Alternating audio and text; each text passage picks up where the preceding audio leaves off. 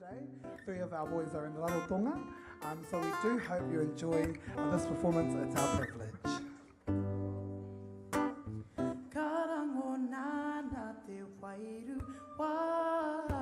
Hey, hey, hey, ha. Hey, hey, hey, ha. Kohia kokahina wana wa. Hey, hey, hey,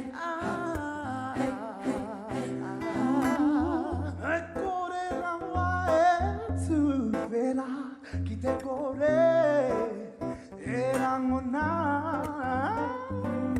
Te taurona rona o rono ano nei he waikare I te whatu manawa He kore ngare ngana ke nei muna He a koe te tikanga a nei rā te waiora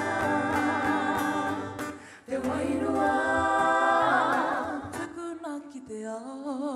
Te wairua Tukuna kia rere Te wairua He mea whakawe Waiho ma wairua koe e kawe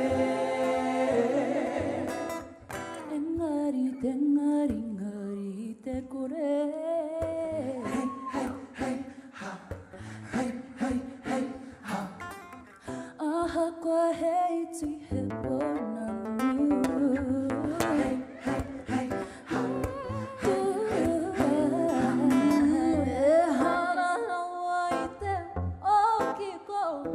Engari he honoa He taurona rona Morono Ano nei he waikare I te whatu manawa He kore ngare hana Te nei muna He a koe te tikanga A nei rā te waiora Te wairua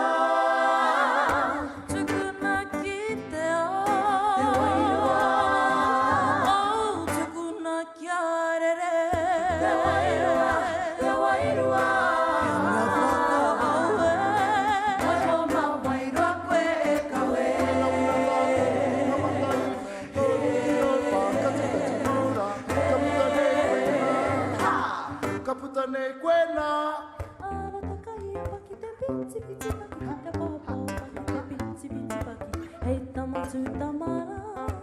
Paki mai te whanau te rea Takahia paki te piti piti paki Ki te mai moa paki te piti piti paki Hei tamatu tamara Hei tamatu tamara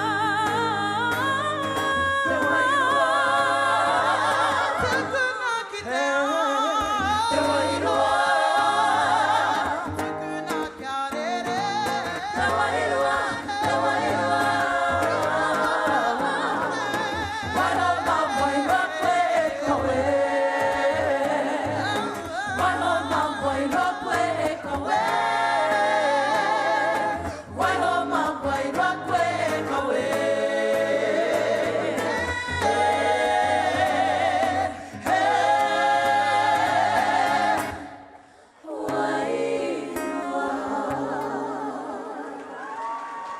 Tēnā koutou.